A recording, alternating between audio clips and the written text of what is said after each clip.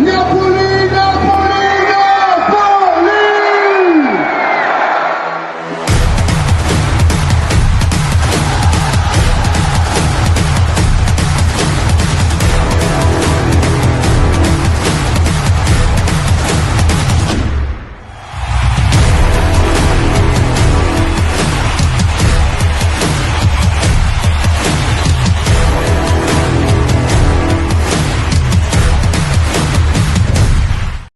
All right, what's going on, my fellow Napoletani and Calcio enthusiasts? Today we are doing a live with the one and only Nima, a fellow journalist and Inter fan. Nima, if you want to give yourself a quick introduction to who you are for people that are not familiar with you.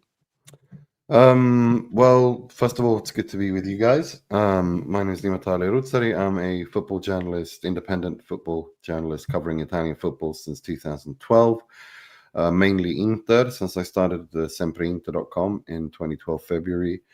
But for the last, I'd say, 9 years, more and more, just Italian football in general. And of course, the co-host and founder of the Italian football podcast together with Carlo Garganese, which is the official podcast of Football Italia.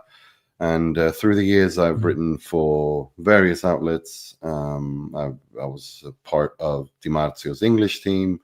I did exclusive interviews and breaking transfer stories for Goal. I've done punditry for BBC, BBC Radio, BBC Sport, CGTN, Euronews, Talksport, all kinds of outlets through the years. So yeah, that's pretty much who I am. Awesome. It's a pleasure having you here, Nima. Thank you for coming on. Pleasure to be with you guys. Absolutely, Nima. Thank you for coming on. So we're going to start off red hot, and that's going to be with you, Nima. It's the Inter transfer news. I don't know if you've heard it or not, but it seems like Nico Pats and Kim Min-jae are both linked to you guys. I kind of want your opinion. Obviously, I'm pretty sure you would like to have both these players. Do you think it's more so fake news, or are you guys really getting close to getting one or both of these players? Look, Inter have been linked to Kim Min-jae for quite some time. This isn't new. This has been at least 1 or 2 years. I'm not entirely sure, from what I've understood, that he's one of the profiles they're looking at, but no final decision as such has been made.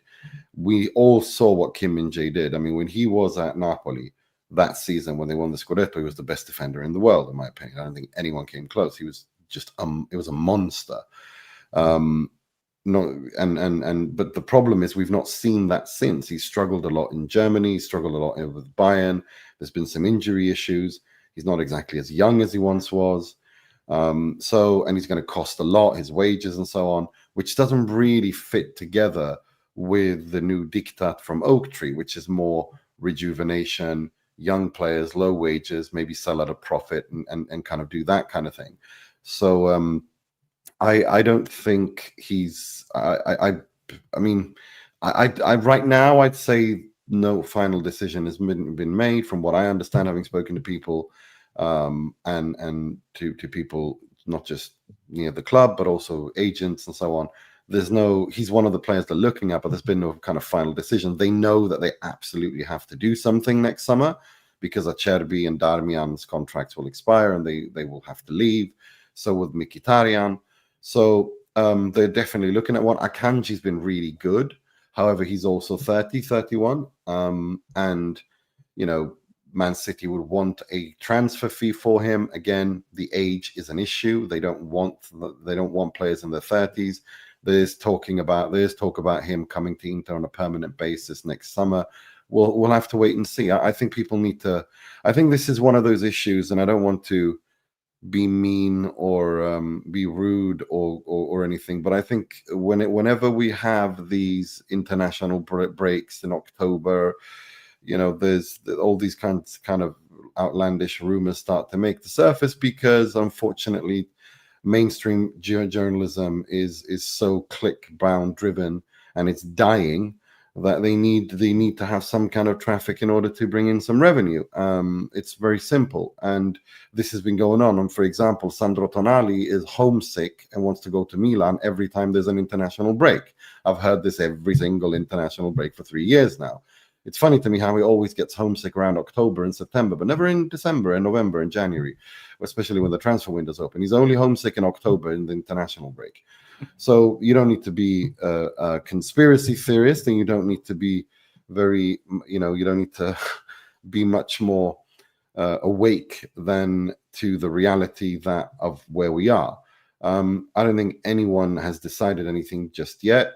Kim Min-jae, I know Inter have been interested in. I know there also have been question marks around him. I look at it more of the feasibility, and I'm not too sure of he's their number one choice. When it comes to Nico Paz, he is their number one choice. He has been their number one choice. We know that Inter want Nico Paz. That's not even up for debate. The question is, can they get Nico Paz? Real Madrid, no reason to sell Nico Paz to Inter. I mean, they control that boy's future. They control his destiny. It's Real Madrid. Everybody wants to go there. They are a galactic side. They're rebuilding with incredible youth. He fits perfectly into that bill. I think it would take a huge amount of money, and on top of maybe giving Real Madrid a chance to buy him at a set price later on in order to bring this through. So that deal presents itself with other problems for Inter. But the interest, we know that's just a fact. Inter want Nico Paz. They're very interested in him. He fits every single profile bill. He's young, he's Argentinian, he won't come on too high wages. All of those things that Inter under Oak Tree and this new diktat under them, that they've imposed at the club. So, and also the quality player that he is, and Inter have wanted him for 1-2 years now. It's not just one season. He's been linked into for a long time. So the issue there is, will Real Madrid let him go? If they do, it'll be pretty much kind of like what I think it was Morata, who was at Juve for 1 or 2 seasons, but then they had a buyback and kind of that kind of a deal where it's they can buy him at a set price and 1 or 2 years later down the line kind of thing. He won't stay at Inter for a long time for sure if they are able to get him. But we'll have to wait and see. I just don't see Real Madrid giving up control of Nico Paz that easily. I definitely agree. I saw you guys did put up a bid for about 60 million. Knowing Real Madrid, I feel like they could get a much bigger amount, even off to the Prem, maybe per se. But I'm thinking they can even take advantage to where it gets close to the 100 mark. But anyways, I hope that you guys do not get them, because I think they'll be great additions for you. So, so Debo, I actually do want to also ask Nima about this player right here, and that is Bonnie. Okay. So as you both know, we were linked to Bonnie. It was in the transfer talks when we were also trying to get Luca, and we did end up with the statue of Luca. So Debo, the one that slipped away, Bonnie, tell me what you think about how messed up this is for us. Super frustrating, man. He was the player I wanted from the very, very beginning when we were first linked with him. I felt like the links were reliable. I felt like we were going to go get him. I mean, Conte is able to attract players. We were getting back into the Champions League, the atmosphere of our state. There's so many things that I thought would have made the difference in bringing Boney on, but I don't think our club really went the distance to get that guy. And for some reason, they thought that you give him the name statue, I give him Giraffa.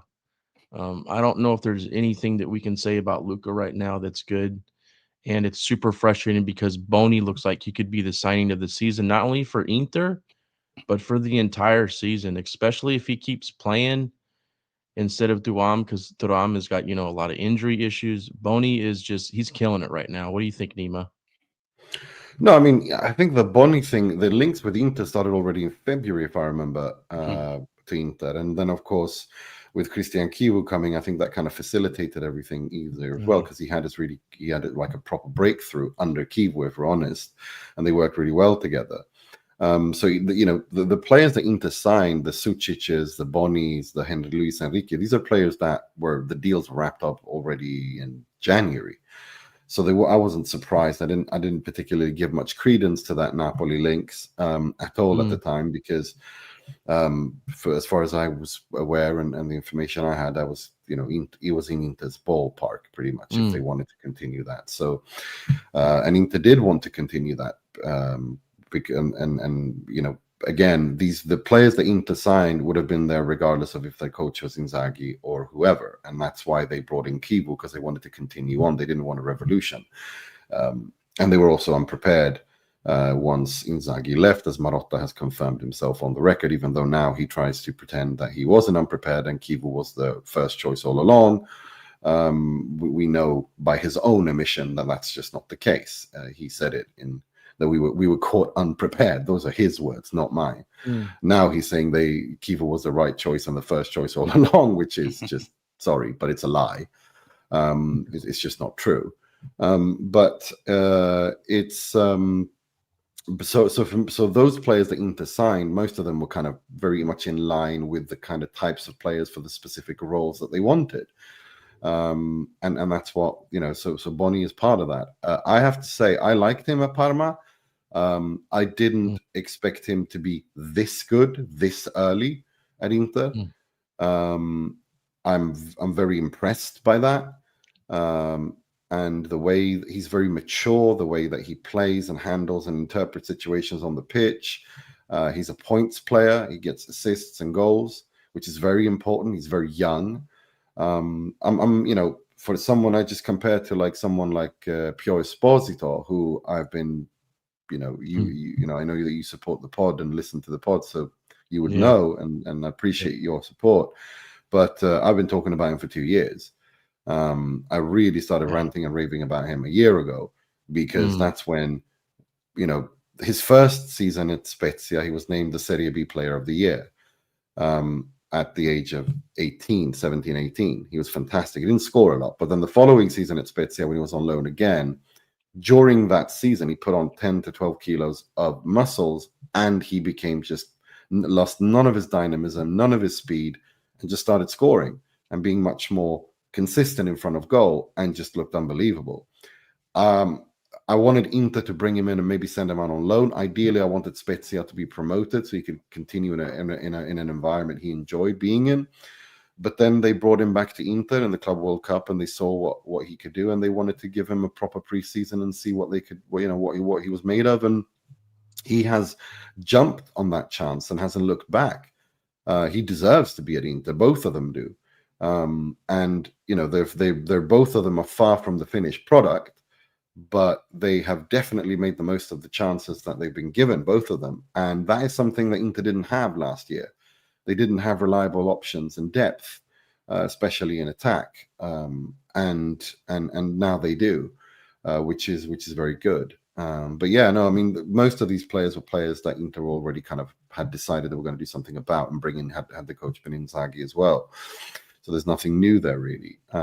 This is more when Marotta is at his best. He's got a long-term strategy, what he wants to do, and he identifies and finds players that work in that mold, in the predetermined strategy. Where Inter struggle is when they reactively, like someone like Andy Diouf, who came out of the blue. Why are they wanting to sign him? Okay, we need another midfielder. Okay, so I think they've just misprofiled him. I think that's it's not as much when they play him. It's more that I don't think they have understood what they've signed. Luis Enrique is a bit different. They know exactly what they got when they got him, but he's struggled to adapt to the tactical side, I think, of the Serie A. He's a flair player in a much more freer league, in the Ligue A, and I think Serie A has been very difficult adjustment for him. So different problems for them, but mostly Inter's players are players they prepared to sign months in advance. So you think that the rumors, Nima, for Napoli were just those that maybe the agent was throwing out there to try to just negotiate his signing a little bit better with Inter, or do you think some of I think they wanted Napoli... Inter to move on. They wanted Inter to get to wrap it up quickly. Gotcha. And Inter were going to sign him anyway. They needed to bring him in, especially after Q. So I think the more this last season ended, and the more it just became obvious that he was going to go to Inter. If Inter wanted to wrap him up, then he did. I think there were links. Of course, I think Napoli were interested, but I think Napoli were looking elsewhere because of after Conte and De Laurentiis agreed to continue this project. I think it was very clear that Conte said, okay, well, I want to change things up because first of all, I need more bodies, I need more quality, and I need different profiles to be able to play a little bit differently. And he has, because and you have to change. I mean, if teams read you can't just keep doing the same thing over and over again. You have to make tweaks, you have to make adjustments, you have to make improvements. But Nima, man, what profile does Luca give us? Well, Lorenzo Luca is look. I think there's. I actually think that I know he's having a hard time and it's not been good, but I think Conte can fix that. I'm not worried about that at all. I think he's a big, strong player. He is fast. He is dynamic. You might not have seen that as much at Napoli. Oh my God, I haven't seen that one time. I haven't seen strength. I haven't seen dynamism, and I haven't seen any speed. Like those three things that you just mentioned, I haven't seen those at all. No, but we are also 7-8 games into the season, and we need to be a little bit more patient than that. But what we saw during his years at Udinese was that he is a strong player. He's quick. He's dynamic. And he's a good finisher. But I think you also have to remember that going from Udinese to Napoli as reigning champions, training under Conte was a very specific training regime. It takes time for players to adapt to a new reality. And I think Luca's taking that step up has been maybe a little bit too intense in too little short period of time on him.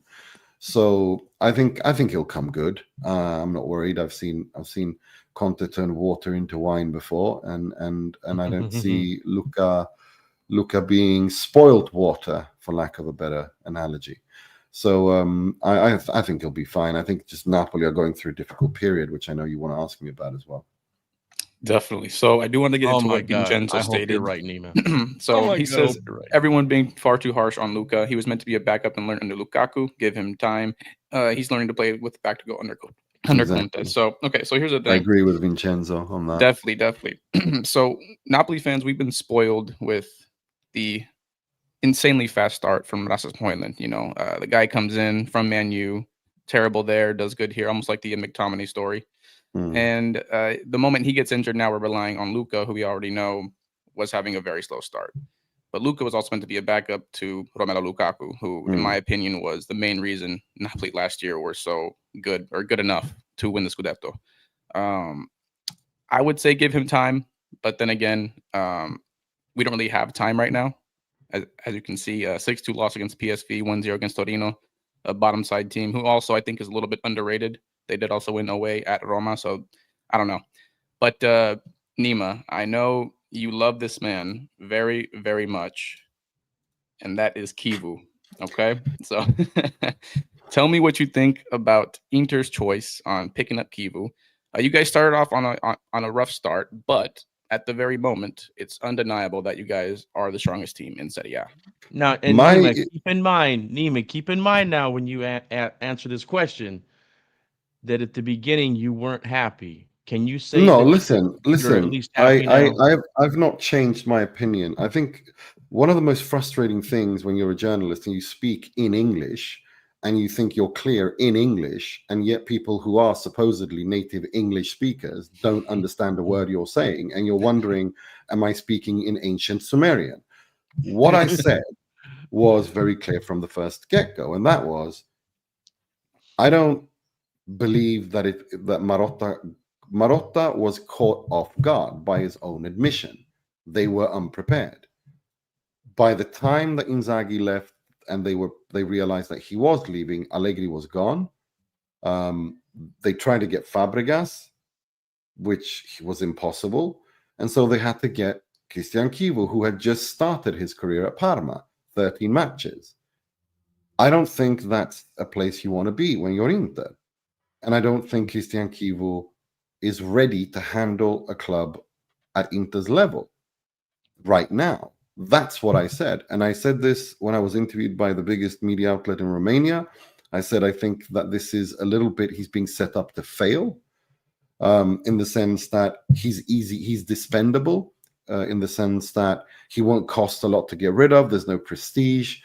But he is part of a legendary Inter side. And this is an aspect of Italian football that I don't like. Berlusconi did it at Milan when he hid behind Seedorf and he hid behind Filippo Inzaghi, and they fried King's English. Peter. Yeah, let's go Mets.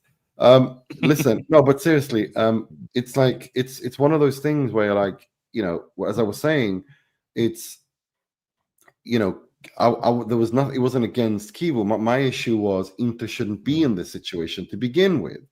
They should bring in a coach that they should have been better prepared, and the best option available was Allegri. And they weren't prepared at all. They were caught off guard. I think most of last season was poorly handled by pretty much everyone involved, including Simone Inzaghi and Marotta, and everything that led to the debacle and disaster that we all saw in Munich against PSG. But so my issue was not about disliking Christian Kivu. I have nothing personal against him. I actually think he's a nice guy. He comes across as very genuine, very, very likable, very down to earth, kind of chilled out guy that you want to actually hang out with. He's fun to hang out with. He's nice to hang out with. He's a positive person. He's very relaxed. He's very calm. And he was a member of the legendary treble winning side. So I have nothing from a personal point of view, and I hate to talk about personal things when it comes to these issues. From a personal point of view, I like the guy, so it's got nothing to do with that. What I did express lots of question marks and criticism was not about him as such. It was more, is he ready? Does he have the right experience to be at an Inter fighting on several fronts, which is what Inter are doing. And the conclusion I made based on that analysis was that no, he wasn't. And when they got the way that they lost to Udinese and Juve further strengthened that point. And that's why I said that I think he'll be sacked by December. And I was not in bad company there. I remember Beppe Bergomi saying this is going to be a difficult year for Inter. And I still don't think that Inter are out of the woods. Let's again look at the opposition that they have beaten in these 7 games. It's been one quality side, and that's Roma. The rest are teams that Inter have the quality on the pitch to beat easily and comfortably, and they have done that. So they haven't overperformed by any stretch of the imagination. They've just done what we can expect of them. But I have to say, one thing that Kivu has done really well is that he's very good at calming a situation down. He's been very good at getting inside the players' heads. The players seem very happy. They seem to have been, you know, Capello wrote a brilliant op-ed about what Kivu did and compared to his own career, because he said when he took over Milan after Sacchi, he'd only really had one caretaker job at Milan. He'd been at the Primavera before. And he was talking about, I took over probably arguably the best team ever in the history of club football, only champions, and I had to get inside their heads. I had to make minor tweaks, but I couldn't ask them to do things that they haven't done. And he drew the analogy that Christian Kivu was kind of doing that at Inter. And let's remember that Capello bought Kivu to Roma. They have a wonderful relationship. They like each other. It's his kind of, you know, it's his student, if you will. So, you know, just taking on face value, and also the analysis as a whole that Capello gave was really interesting, and that's really important. So, you know, it's important to remember that he has done good things at Inter.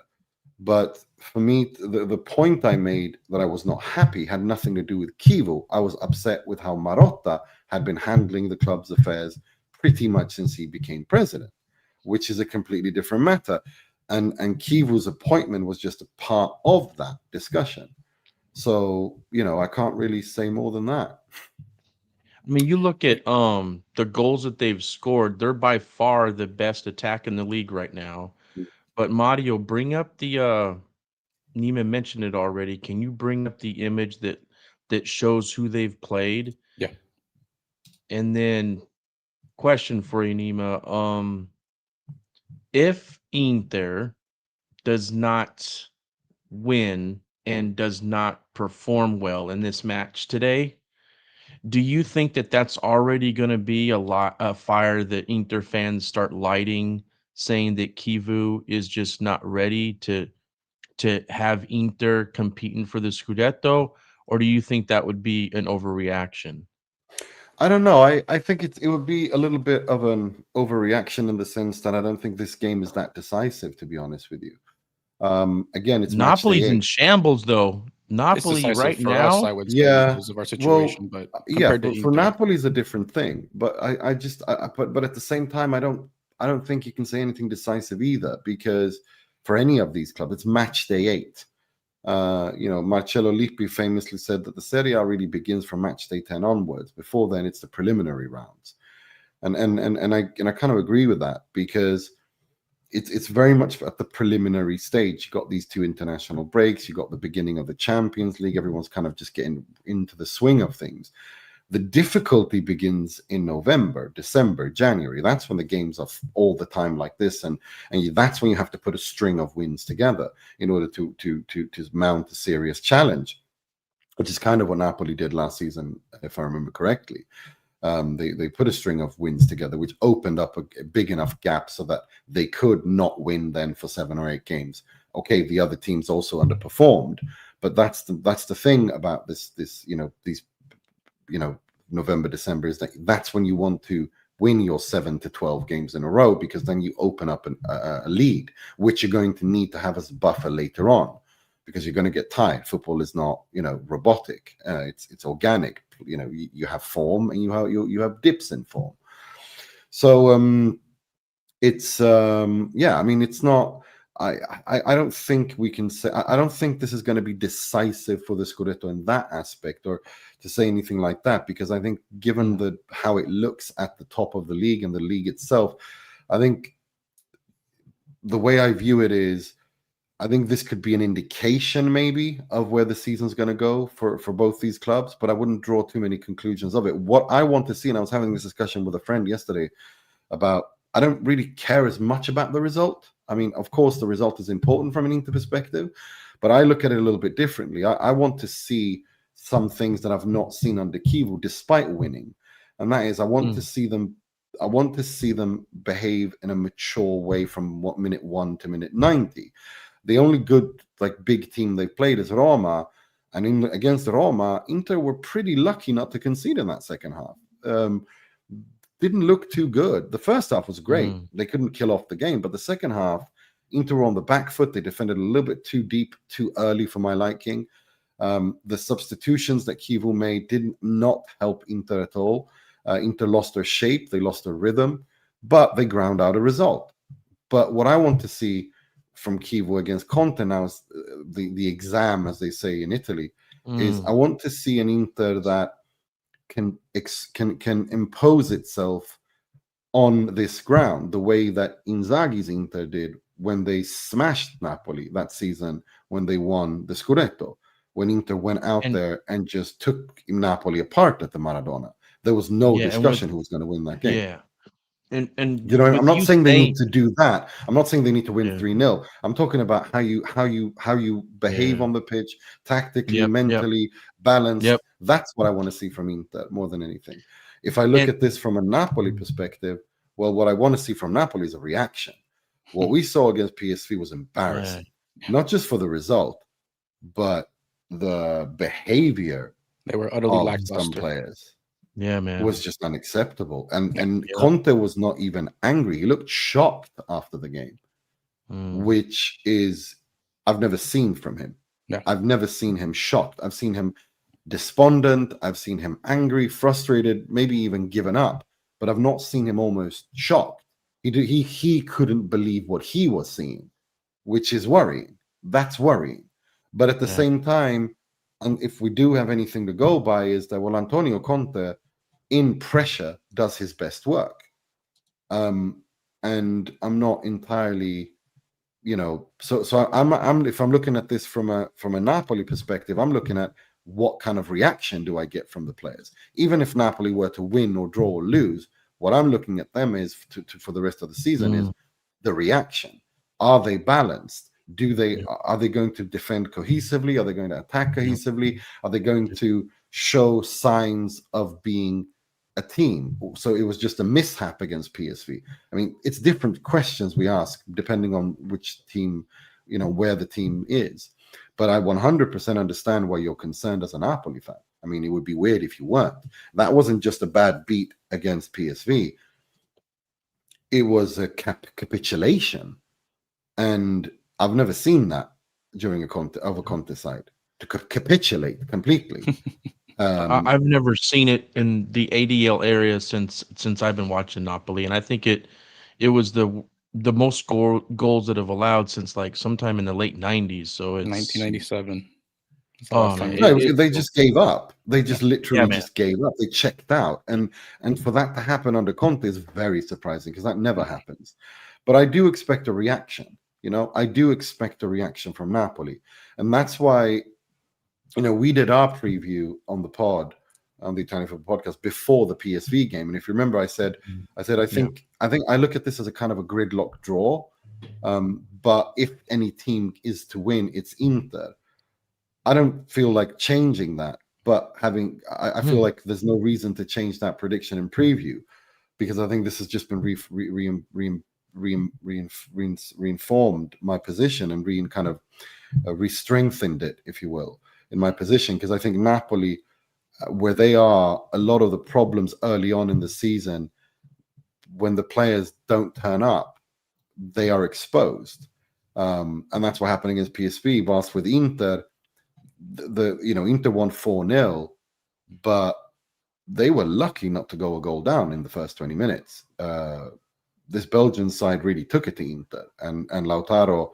And they were able to find space, and they handled they approached this Inter game tactically in a really smart way.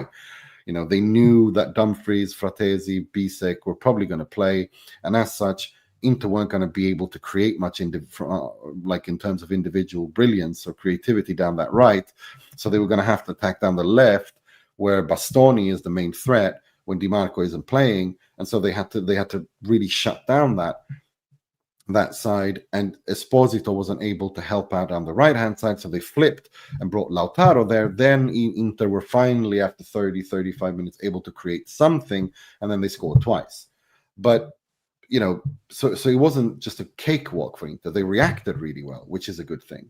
But it wasn't a cakewalk. It became one, but the first half was complicated, which means that there are problems, there are weaknesses at Inter that you can expose, and I have no doubt that Antonio Conte will turn up to that game in a couple of 1 hour, 2 hours, and be ready to expose that. And be ready to expose that.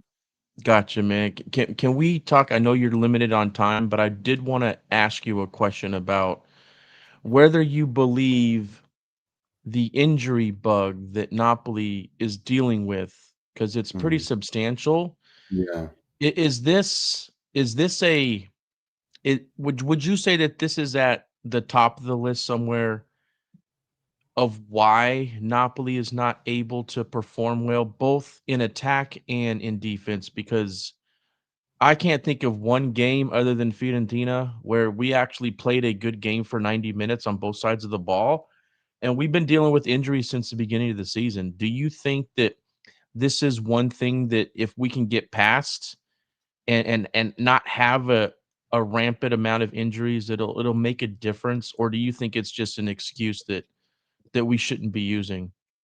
No, I don't think it's an excuse. It's a fact. I mean, you've got so many important players gone, and that obviously has an impact.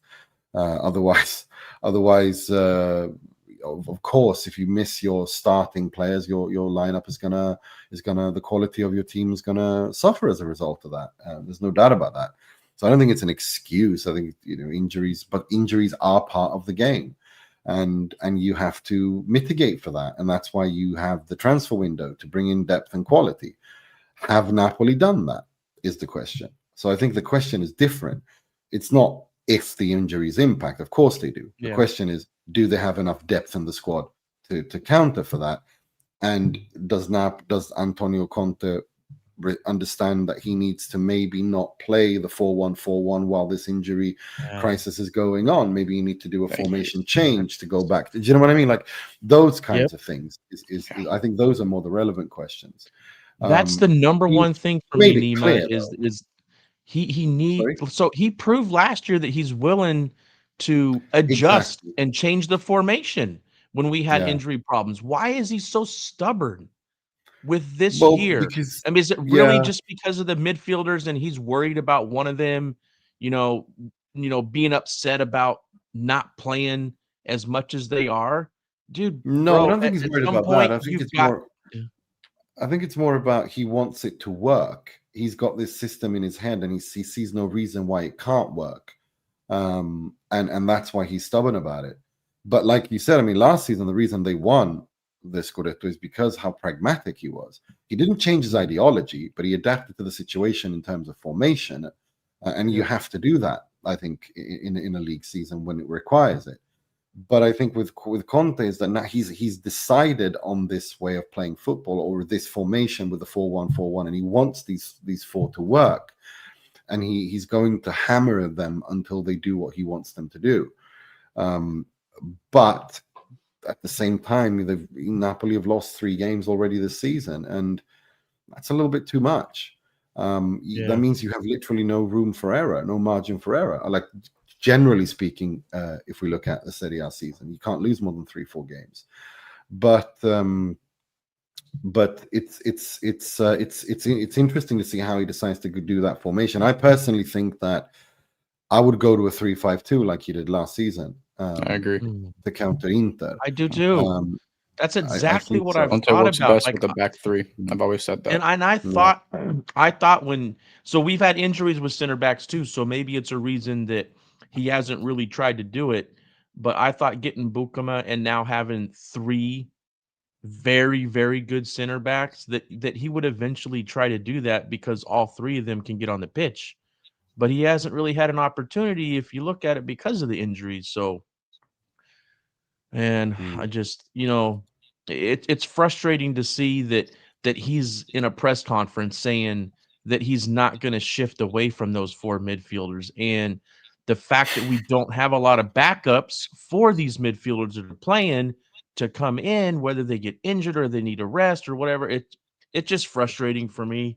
I can understand that. Formation. He made it very, very clear after the game when he was talking to Capello and that lot that on Sky that, listen, Paulo Condò asked him a question like, are you going to make a change? And this is a sensitive topic for Conte, because he's always been kind of criticized for being too rigid.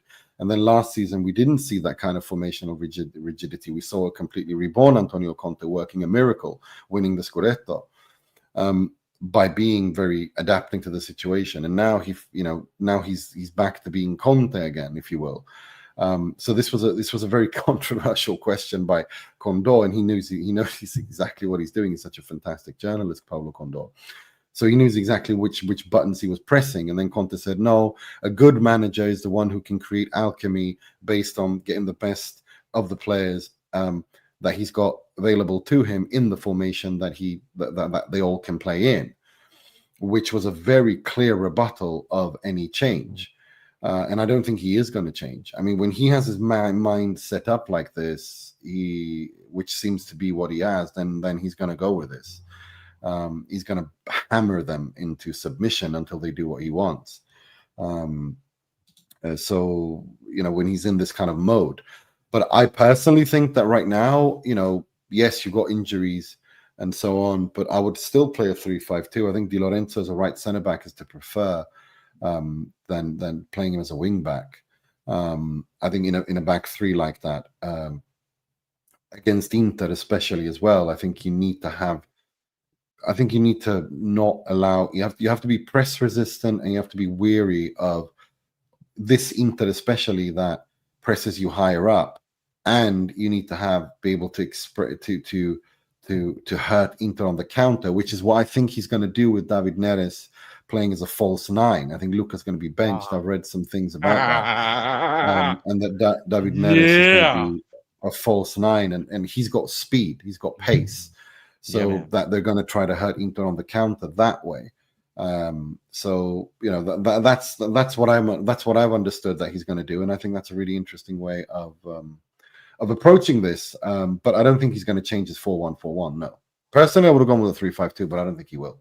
I think he's going with a 4-1-4-1, but David Neres has some kind of a false nine role.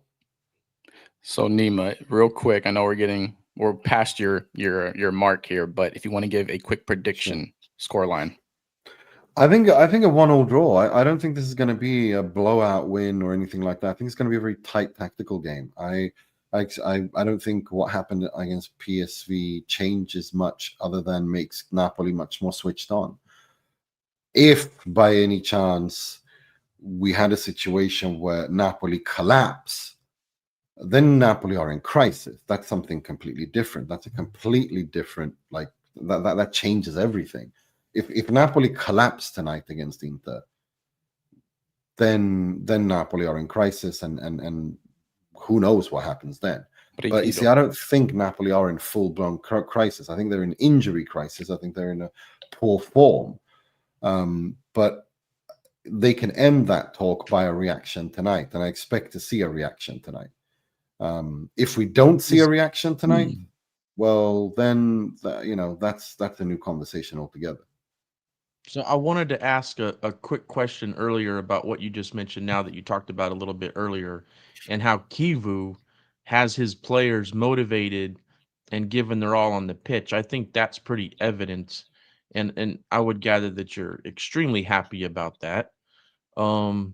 If Conte hasn't been able to figure it out after these last two losses, one super embarrassing, another where, our players are good enough, roster wise with all these injuries to still beat Torino on the road.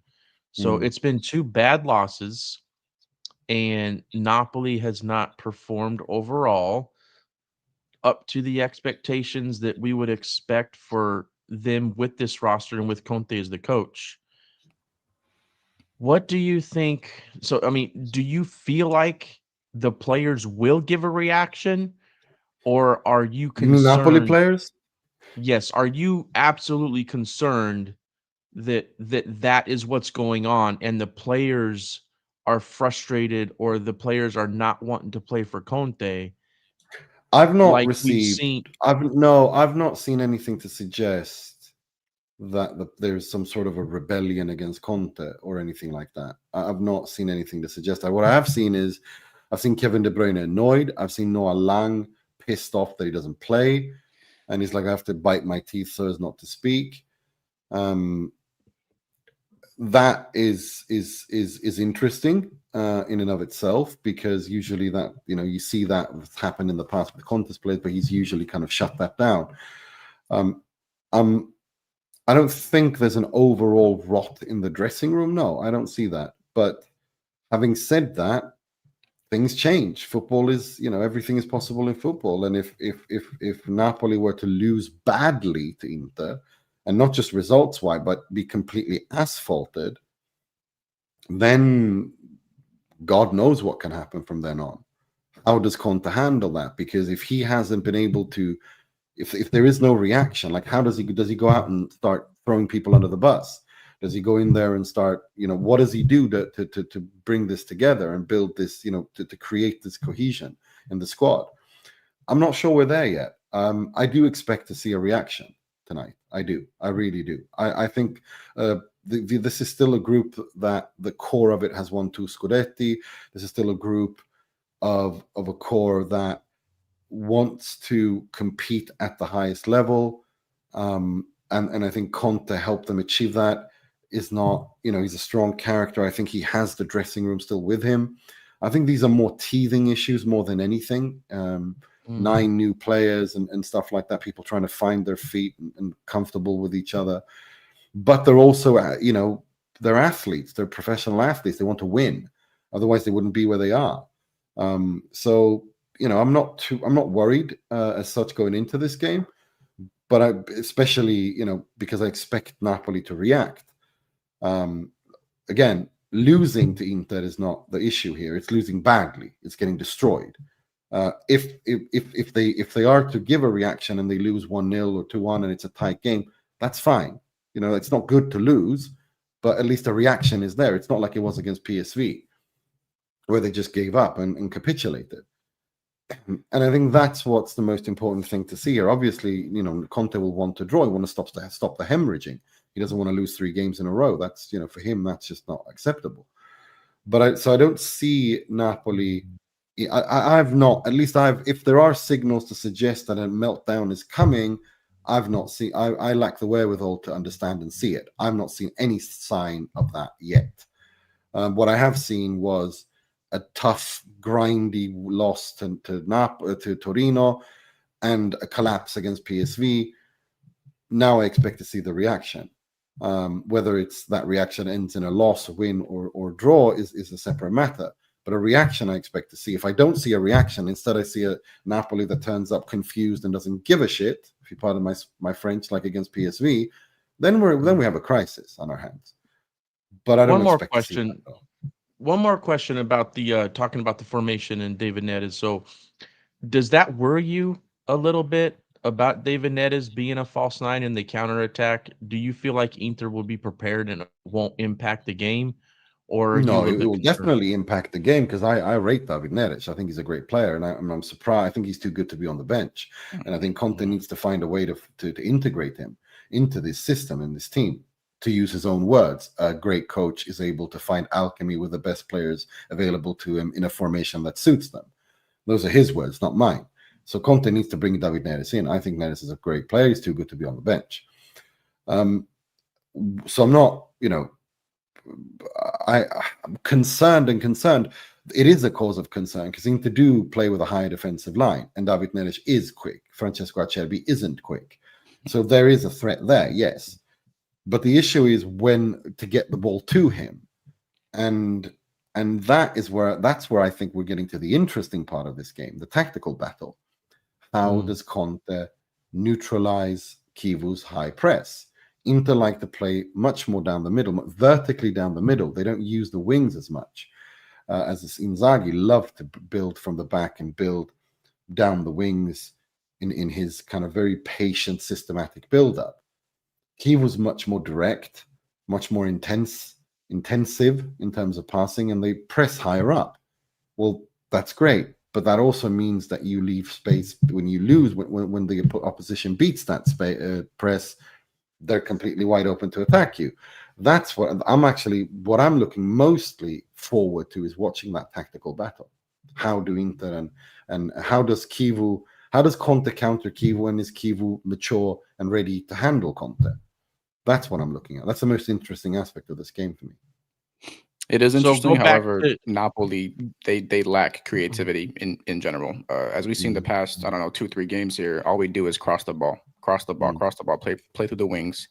It's almost like a concern when you have someone like KDB that can pass through the lines, and we haven't been doing that as much as we should. So I don't know, maybe having Neres as a false 9 will indicate some type of potential there, like to pass through the lines, as we do with Højlund. But it's just one that we'll have to see. I don't know. Debo, you didn't give your score prediction either, if you want to say that real quick before we end this segment. Well, neither did you. No, I did 1-1, didn't I? No, yes, not you, Nima. Yes, oh, it was no, Debo. not you. I think Nima. it's going to be a draw, and that's just me being hopeful. Okay, but if Inter do win this game, I would not be surprised, obviously. But yeah, I'm saying a draw. No scoreline though. I don't know. Could be a bloodfest. Could be something strict like 1-1. Yeah, I'm with you on that. So this is a little ironic, but Nima, you've motivated me after talking about David Neres to change what I thought the result was going to be when Luka was playing, which is going to be an absolute loss, and very nervous that it was going to be a domination and that we were going to lose by like 2 goals. But now I'm trying to be positive, and I'm just my prediction is a 2-1. And David Neres is going to make a huge impact on the game. And I can't wait to see it, because here's the thing.